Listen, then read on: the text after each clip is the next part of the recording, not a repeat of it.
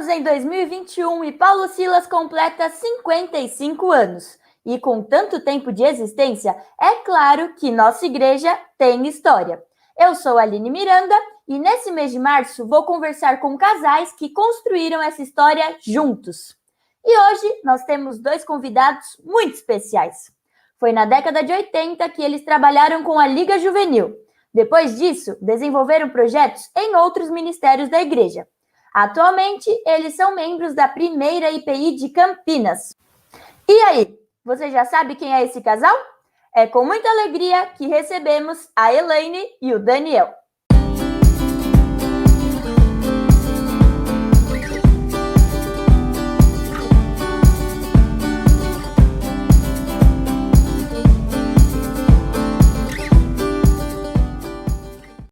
Bom dia! Bom dia, Aline! Bom dia! Tudo bem com vocês? Tudo bem. Em quarentena, né? De quarentena. Ainda mais agora, né, que está em isolamento social no estado de São Paulo, né? Então, estamos em quarentena. Então, vou começar como eu sempre começo, dizendo que se eu chamar de tio ou de tia, não liguem, porque é muito difícil. Na igreja todo mundo ou é tio ou é tia. Então, se eu chamar de Elaine, Daniel, ou de tio ou de tia, é o costume, então não liguem. Tá bom, gente? Quem tá assistindo, não estranhe. E aí, tudo bem com vocês? Nós estamos fazendo o nosso projeto Nossa Igreja Tem História nesse mês de março, em que Paulo Silas completa 55 anos, e nós estamos muito felizes em receber casais que fizeram parte dessa história, participando de ministérios em que eles trabalharam juntos, né? Fizeram alguma atividade juntos como casal. E nós já, na semana passada, nós entrevistamos a Marci e o Sérgio. Eles falaram com a gente sobre a Vila Rosa e hoje nós estamos falando com vocês. Eu não vou falar que é o casal da semana que vem, nem da outra, porque nós estamos dando um suspense, né? Então, o casal de hoje é vocês, Elaine e Daniel, os dois. Então, vamos começar. Eu gostaria de saber de vocês, um de cada vez, como que vocês chegaram em Paulo Silas? Como que vocês chegaram? Nasceram na igreja, vieram de outra igreja? Enfim, um de cada vez podem falar. Segundo minha mãe, eu já fui na igreja de Paulo Silas desde bebê, de criança. Eu tenho até um cartãozinho de aniversário aqui, assinado pelo presbítero João Valim, de quando eu fiz aniversário de 4 anos. E eu guardo esse cartãozinho até hoje. Depois, por motivos de mudanças, porque nós mudamos muito de residência, fomos para bairros mais longe, até outras cidades. Então, a gente foi indo nas igrejas locais, né, perto de casa. Então, eu retornei para Paulo Silas com 16 anos. Foi o meu retorno para lá, 15, 16. E fiquei lá até 94 e depois me mudei aqui para Campinas. A minha ida para Paulo Silas se deu motivada pelo meu pai, né, o reverendo Írcio, que num determinado momento da vida da igreja, junto com mais outros membros da igreja do Ipiranga, começamos a congregar em Paulo Silas. Isso era final dos anos 70, meados de 70 a final dos anos 70. E a partir daí a gente estabeleceu um ciclo de amizades muito forte na igreja, né? E ficamos aí congregando com os irmãos aproximadamente até meados de 1994, quando então nós mudamos aqui para Campinas por força do trabalho meu e da Elaine. Muito legal! Então vocês ficaram bastante tempo em Paulo Silas, né? Até mudarem para Campinas. E eu queria saber que vocês trabalharam juntos como casal. Vocês já eram casados quando vocês começaram a trabalhar com a Liga Juvenil ou não? Sim, já éramos casados. Tá. Mas a gente sempre trabalhou junto, já antes de casados, em outras atividades da mocidade, a gente sempre trabalhou junto. Até isso que provocou um pouquinho nossa união, né? Que a gente foi se acostumando com o outro, né? Então conta para mim. Conta para mim a história de amor, como que vocês começaram a trabalhar juntos nas coisas da mocidade antes de chegar na Liga Juvenil e como vocês acabaram ficando juntos mesmo de casal. Conta aí, Dani. A nossa adolescência, né, e mocidade, naquela época só existia a UMP, né, a antiga UMP, e na UMP ela agrupava adolescentes, jovens e alguns jovens um pouco mais velhos, né, sem mencionar idade. Mas a gama de abrangência era muito grande, desde a adolescência, dos 14, 15 anos, até pessoas com mais de 30 na mocidade.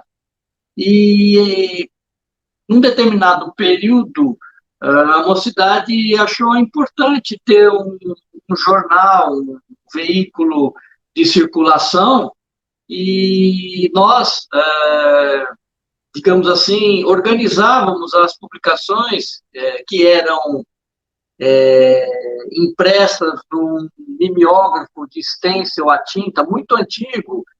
A gente preparava esse material, porque o xerox, a cópia, era muito caro na época, então a gente preparava as matrizes, algumas coisas datilografadas, outras coisas desenhadas à mão, e a gente fazia essa publicação quase que mensal, com assuntos diversos. Muito legal. E aí vocês trabalhavam os dois juntos? Sim, sempre os dois juntos. E aí foi? Durante a semana, a gente organizava as informações por telefone, né? E como a Elaine disse, papo vai, papo vem, acabamos juntos.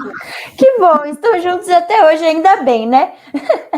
E aí, eu quero saber, vocês trabalhando em tantas coisas juntos, né, na mocidade, isso, aquilo, como que vocês começaram a trabalhar na Liga Juvenil como líderes da Liga Juvenil? As pessoas, gente, não vamos nos adequar ao tempo, isso era década de 80, então quem eles trabalharam juntos lá, com que era da Liga Juvenil nessa época, então hoje já tem lá mais dos seus 40 anos.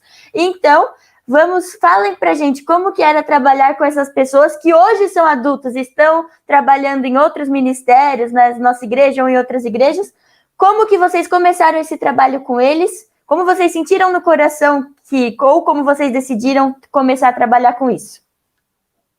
Olha, eu nem me lembro se havia uma liga juvenil constituída lá em Paulo Silas nessa época. Havia, sim, trabalho com crianças, com adolescentes, mas era mais na escola dominical. Então, esse ano, nós casamos em 81, e em 82, nós somos convidados a sermos os orientadores, os responsáveis, tinham um título, né, um cargo. Então, nós aceitamos e passamos a trabalhar com as crianças e adolescentes, porque eram crianças de 7 até 14 anos. Então, eram agrupados crianças e adolescentes. Muito legal. E como que era trabalhar com essas crianças? Porque 7 a 14 anos é uma faixa etária bem abrangente, né? Como que era trabalhar com essas crianças e adolescentes nessa faixa etária, nessas faixas? E como que vocês desenvolviam esse trabalho? O trabalho, digamos assim, a igreja era constituída por sociedades, né? Sociedades de homens, senhores, né? Sociedade varonil, sociedade de senhoras, mulheres, sociedade de senhoras, e a UMP, né? União Nacional da Mocidade. E as crianças não tinham muitas atividades ligadas a essa faixa etária. Algumas com idade mais próximas de estarem na UMP, né, eram agregadas a esse grupo de jovens já, mas não existia uma atividade específica para elas. Então, a Liga Juvenil concentra crianças, né, na época, e esse trabalho sempre dependeu da liberação das crianças por parte dos pais, né? Os pais tinham que levar as crianças nas atividades propostas. Então, era um trabalho um pouco difícil, porque nem todos tinham a disponibilidade de horário de transporte para levar as crianças nas atividades mensais, né, na igreja. Então, o nosso trabalho, por indicação, creio eu, que do conselho, do pastor na época, né, era exatamente cativar essas crianças e proporcionar um tipo de atividade para elas pertinentes a essa idade, essa faixa etária, né, específico para eles. Então, a essência das atividades era estar constantemente reunidos, o que facilitou para essas crianças e adolescentes na época que elas criassem um vínculo de amizade entre elas muito forte, que perdura até hoje, né?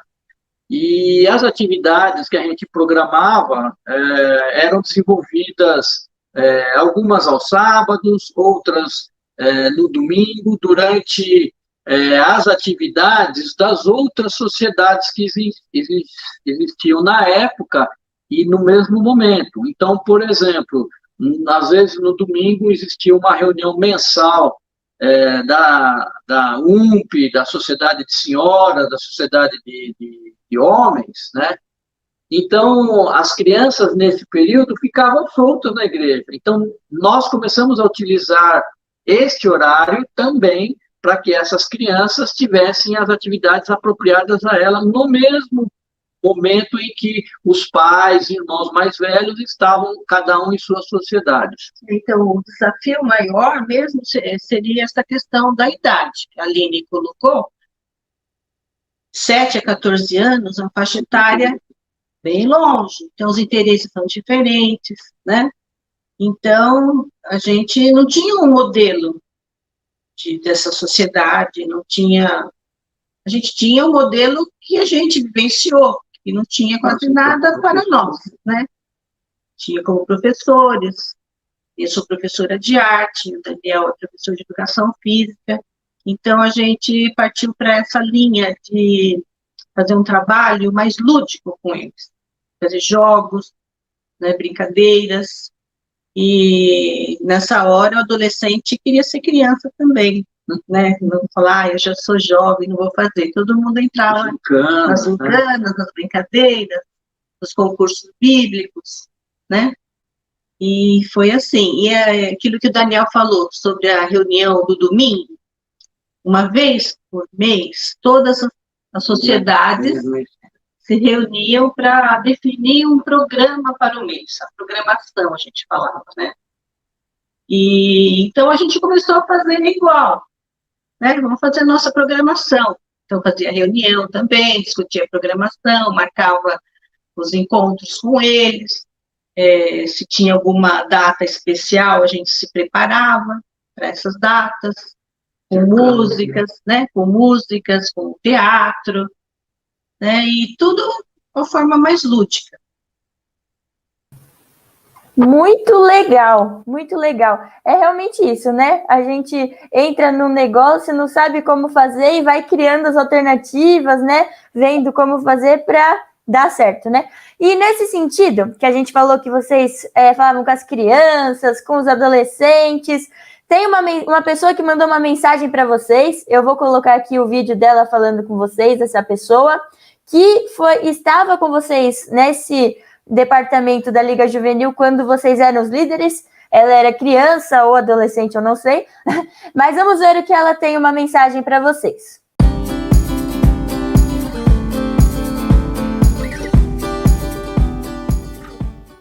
Oi, Elaine. Oi, Daniel. Tudo bem? Que alegria estar aqui com vocês. O que falar desse casal, né? Era início dos anos 80 e eu fui frequentar Paulo Silas junto com as minhas irmãs, né? E eu pertencia à Liga Juvenil. E eu fiquei muito, mas muito feliz quando eles assumiram a coordenadoria da Liga Juvenil, né? Os dois eram professores, né? E eles sabiam muito bem lidar com as crianças, né? Com toda a demanda da criança, desde de uma criança que necessitasse um pouco mais de atenção, a outra que estava mais adiantada, tudo foi construído em harmonia, né? Eles sabiam, hoje com a maturidade a gente enxerga, né? Eles sabiam conduzir da melhor maneira tudo, cada detalhe, né? E eu lembro, assim, de muitas coisas especiais, né? Nós tínhamos a reunião da Liga Juvenil e eu conheci um pouco de estrutura, de organização lá, né? E a igreja é muito importante, né? E daí a Elaine me ensinou como redigir uma ata, eu era fui eleita a primeira secretária, né? E ela me ensinou direitinho como é que tinha que fazer, a ordem, início, meio e fim, data, horário, né? Assim, detalhes, assim, mas foi com carinho, foi tão gostoso de aprender isso com ela que eu fazia com gosto, né? E isso me marcou muito, né? Eu lembro que ela falou que eu tinha que fazer uma letra legível, que no futuro alguém poderia consultar e teria que estar de acordo, né? Assim, detalhes pequenos que faziam tanta diferença, né? Para nós crianças. Outra coisa que me marcou demais, esses dois fizeram um passeio conosco, levaram a gente para comer pizza. Eu nunca tinha entrado numa pizzaria, né? Então, nossa, para mim foi, que passeio, né? Então, eles pediam autorização para os pais, tinha um fusquinha, enchia o fusquinho de crianças, e a nós lá rindo, se divertindo, dando risada, contando histórias. Assim, colorido, deram colorido para minha infância, para minha adolescência, foram maravilhosos, foram usados por Deus na minha vida. Tenho amor, tenho respeito, tenho carinho, já me declarei várias vezes para eles, estou aqui para dizer mais uma vez, amo vocês, obrigada, muito obrigada por tudo que vocês fizeram por mim, que alegria tê-los em minha vida, vocês fazem parte da minha história e eu sou muito feliz por isso. Um beijo carinhoso em vocês. Fiquem com Deus. Era Marli! Fiquei emocionada agora, porque eu não imaginava que ele, com as crianças comer pizza, ia fazer tanto sucesso. Só que nesse dia da pizza tem uma história por trás, né? Eu e o Daniel estávamos fazendo um curso de bandas e fanfarras, para aprender como lidar com banda e fanfarra. E o curso terminou, ia ter o encerramento do curso na Unesp, lá do Ipiranga. Então, o encerramento ia ser com a apresentação da Banda Sinfônica da Polícia Militar do Estado de São Paulo. Histórica. Uma banda maravilhosa. Aí eu tive a ideia de levar a Liga Juvenil lá para assistir esse encerramento. Se eu não me engano, nós levamos só os maiores, né? E os adolescentes. E nós assistimos a banda e depois fomos para a pizzaria. Nossa, foi uma alegria. Eles ficaram felizes. E além da parte gastronômica, teve a parte cultural, né? De um aprendizado, de ver os instrumentos musicais. Isso é muito importante para nós, da criança já ir aprendendo a ter uma cultura musical, né? E é isso. Quanto às atividades que foram desenvolvidas naquele período, tanto pelas crianças quanto pelas demais sociedades da igreja, né, a UMP, as senhoras e os senhores, a igreja naquele período teve um suporte de transporte que eram as peruas Kombi. Então, vários deslocamentos e atividades foram facilitadas, primeiro permissão dos pais, né, para que as crianças e adolescentes pudessem estar saindo sob nossa responsabilidade, o que é uma coisa muito séria, né, importante. Os pais tinham segurança em relação à nossa condução com os filhos, né, deles. E o transporte utilizado, que era a perua, que era um veículo da igreja, ajudava muito, que muitas vezes a gente pegava as crianças em casa, levava as crianças em casa e fazíamos também as atividades, às vezes, de confraternização com outras igrejas, outros departamentos de igrejas do presbitério. Muito legal a gente ver, né? Uma coisa tão simples, tão assim, vamos comer uma pizza, vamos assistir um concerto, que pra gente pode ser comum, para outra pessoa, ainda mais criança, é uma coisa incrível, né? Muito legal. E agora eu queria saber de vocês, porque mudando um pouco de assunto, mas continuando de vocês como casal. Vocês também trabalharam juntos, mas separados em outras atividades, né? Como vocês falaram que antes tinha as sociedades, isso, aquilo, eu queria saber primeiro do Daniel, o que ele era, já foi presidente dos Varonis, é isso? Confere? Minha produção me disse. Minha produção me disse isso. E eu queria saber como que era esse trabalho. Primeiro, o que era uma sociedade dos Varonis? Segundo, como era esse trabalho, né, de ser o presidente dos Varonis? E terceiro, como que era, assim, você ser um presidente dos Varonis, trabalhar com os Varonis e a sua esposa te ajudar por fora, né, sem ser ela estando ali junto no trabalho? Pois é. É engraçado falar que um jovem, né, foi presidente de uma sociedade que tinham pessoas com idade para ser meu pai e muitos quase avós, né? E eu me sentia um pouco deslocado em relação a isso, né? Eu, jovem, né, um pouco inseguro, como é que eu vou lidar com pessoas que têm idade para ser meus pais? O que eu vou propor para eles? O que eu vou fazer com eles? Né? E a gente seguia mais ou menos uma rotina comum para as sociedades, né? As reuniões mensais, a gente fazia leituras bíblicas, tinha um secretário, um vice-presidente, um tesoureiro, e a gente organizava um pouco atividades como oração pelos membros, demais membros da igreja, pelas famílias, né? Era um rol de atividades. Essa atividade não chegou a se estender por muitos anos, porque naquele período a Igreja Nacional já estava passando por algumas mudanças, e haviam algumas reivindicações de algumas igrejas, para que os casais não fizessem as reuniões em separado, separando homens e mulheres, e sim agora como casais, o que beneficiaria os jovens casais, os recém-casados, com interesses mais comuns.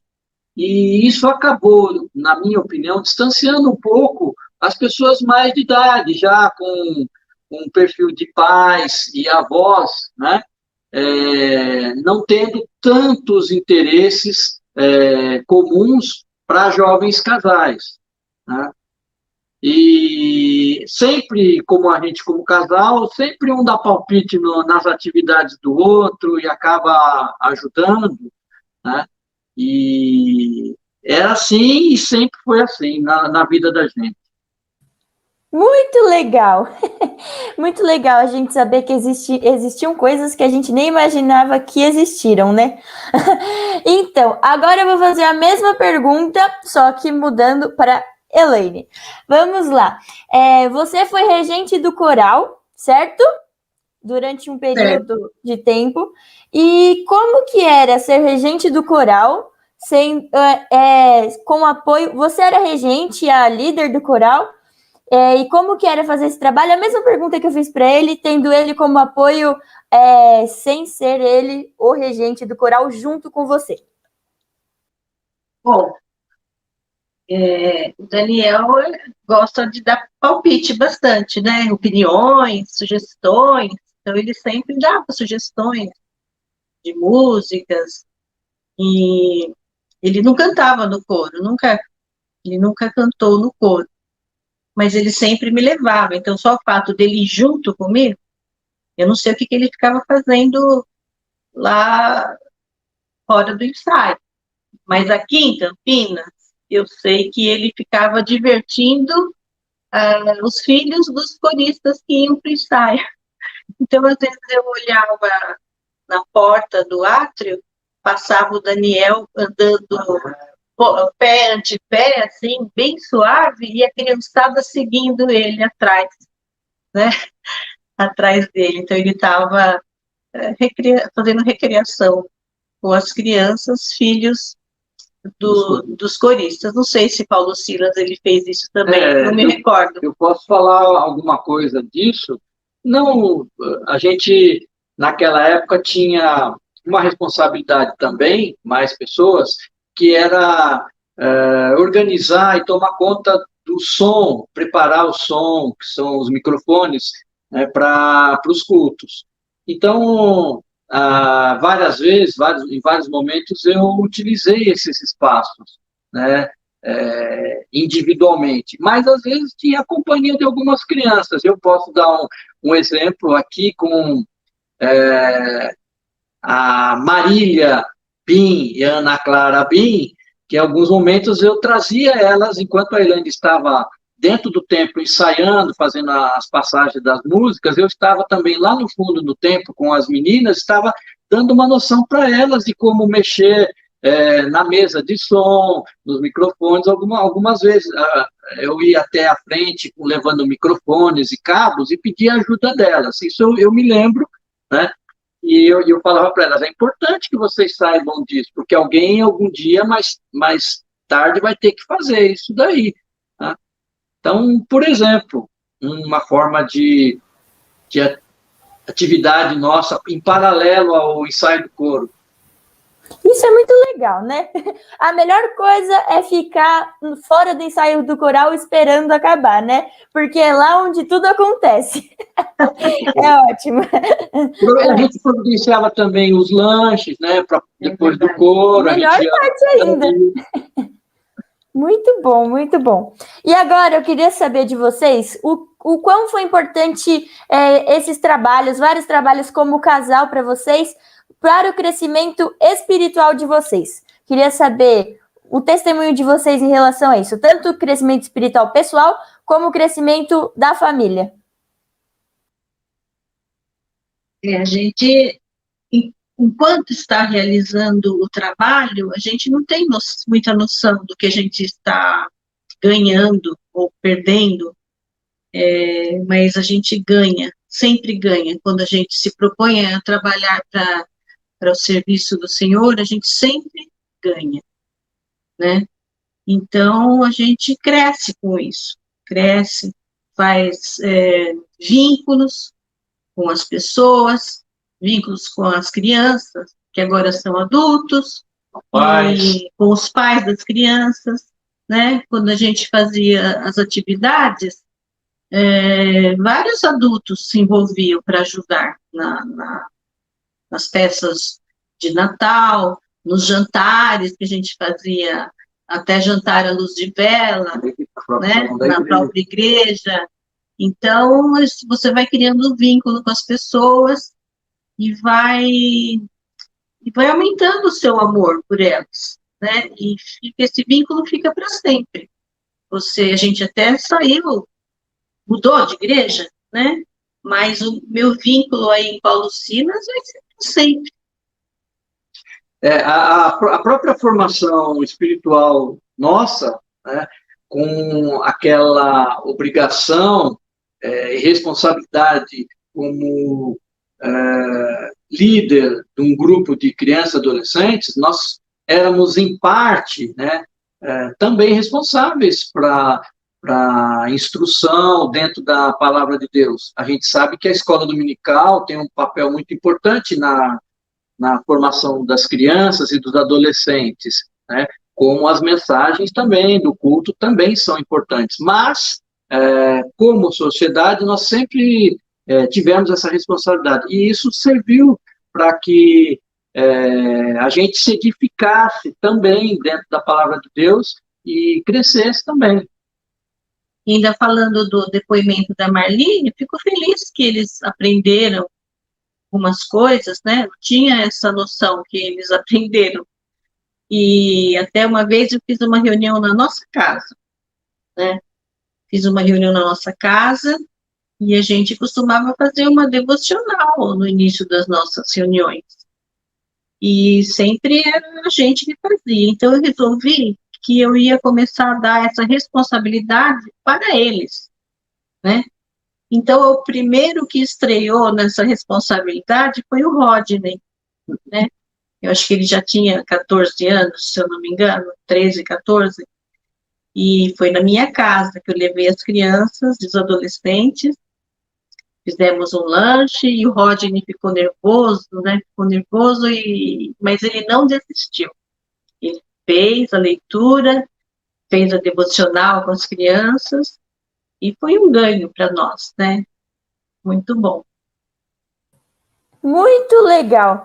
E vocês falaram da questão de fazer programações em datas especiais.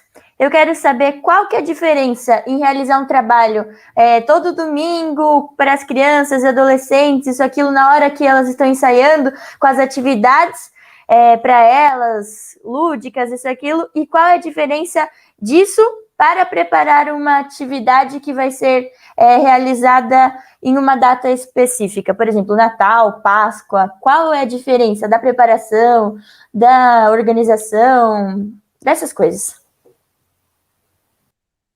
Bom, não tem muita diferença, porque tudo já era feito de forma de brincadeira. Então, quando eu ia começar uma cantata, por exemplo, eu fazia brincadeira da dança das cadeiras. Então, como era essa brincadeira? Todo mundo conhece, acho, né? Pelo menos eu brinquei na infância, muitos devem ter brincado, que você toca uma música e vai correndo em volta das cadeiras, e tem um número de pessoas A mais. É maior do que o número de cadeiras.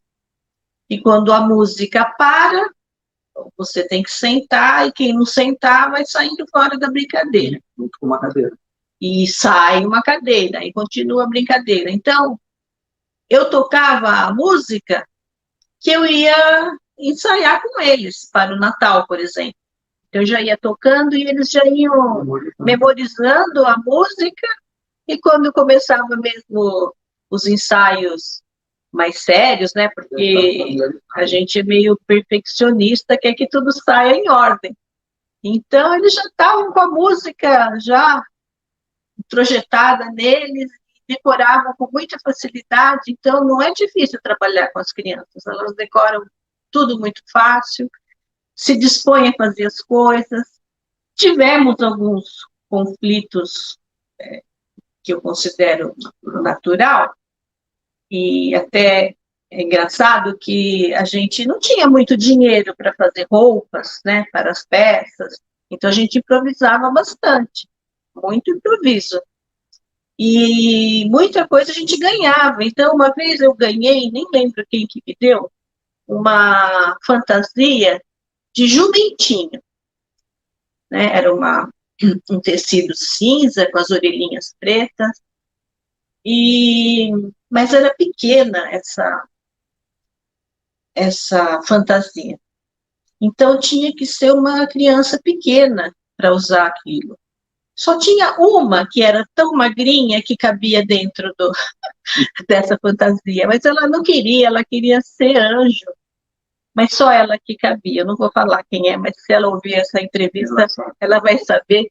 Depois eu fiquei até meio, assim, chateada, falei, acho que eu magoei essa criança, né? Mas eu tentei convencê-la, falei que Jesus entrou em Jerusalém em cima do jumentinho, que o jumentinho era muito importante. Aí ela concordou e pôs a fantasia. Então, é isso. Eu acho que essa fantasia de jumentinho eu vi outro dia na igreja há um tempo atrás. Tô até aqui pensando, será que ainda tem? Porque eu me lembro que eu vi essa fantasia algum dia. Bom, pode falar, continua, foi só um. Uma coisa que é importante é que as crianças se sentiam importantes participando também, porque adultos faziam as suas atividades, né, em épocas festivas, e as crianças e adolescentes tinham o seu espaço assegurado. Isso dava responsabilidade para eles, né, o envolvimento durante o preparo, os ensaios. Isso, a meu ver, é uma coisa que fortalecia entre eles e a própria igreja os vínculos comunitários de relacionamento. Isso é muito importante. Realmente, verdade. São vínculos que, como vocês disseram, fica para a vida toda, né? Então, agora a gente já está encaminhando para o fim. Eu queria saber de vocês, um de cada vez também, que vocês deixassem uma mensagem de aniversário para Paulo Silas. Paulo Silas está completando 55 anos e eu queria que vocês deixassem uma mensagem para Paulo Silas, uma mensagem de aniversário. Se você permitir, vou ler um texto da Cora Coralina, pode ser? Claro. Chama Colcha de Retalhos. Ela foi publicada, esse texto, no Estandarte, eu nem sei de que ano que é. Deixa eu dar uma olhadinha aqui. Só um minutinho. Gente, para quem não sabe, o Estandarte é o jornal da IPI do Brasil, tá bom? Só para quem não sabe. É a publicação de julho de 2018. Então, é um texto da poetisa Cora Coralina. Colcha de retalhos. Sou feito de retalhos, pedacinhos coloridos de cada vida que passa pela minha, e que vou costurando na alma. Nem sempre bonitos, nem sempre felizes, mas me acrescentam e me fazem ser quem eu sou. Em cada encontro, em cada contato, vou ficando maior. Em cada retalho, uma vida, uma lição, um carinho, uma saudade.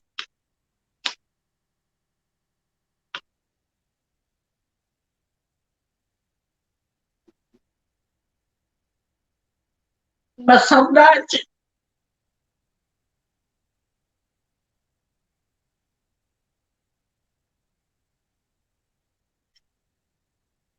Eu vou ler de novo a frase. Desculpa. Em cada retalho, uma vida, uma lição, um carinho, uma saudade que torna mais pessoa, que me torna mais pessoa, mais humano e mais completo. E penso que é assim mesmo que a vida se faz. De pedaços.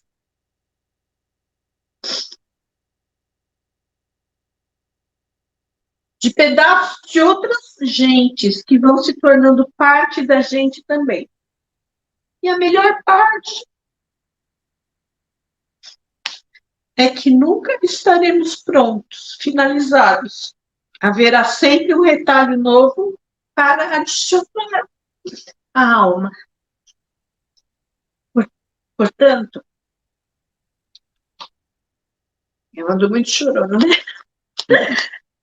Portanto, obrigado a cada um de vocês que fazem parte da minha vida e que me permitem engrandecer minha história com os retalhos deixados em mim.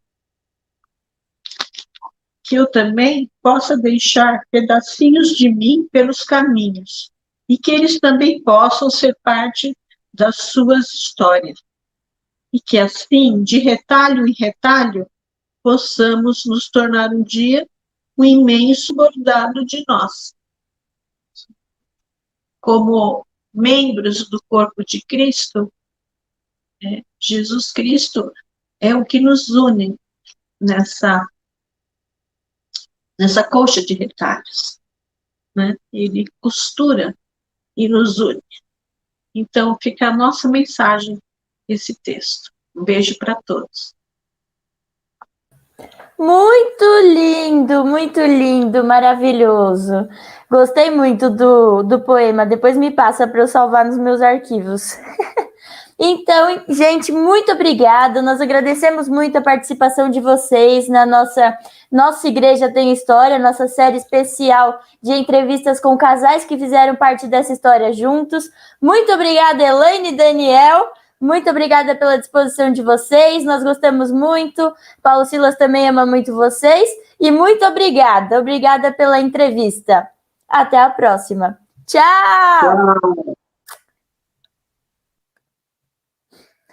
Então, gente, o episódio de hoje do Nossa Igreja Tem História vai ficando por aqui. Nós agradecemos a todo mundo que assistiu e nós pedimos para você não esquecer de deixar o seu like no vídeo e se inscrever aqui no canal aqui embaixo e ativar o sininho para receber novas notificações. Obrigada por assistir o vídeo e semana que vem, domingo, às 10 horas, tem o próximo episódio do Nossa Igreja Tem História. Paulo Silas, 55 anos.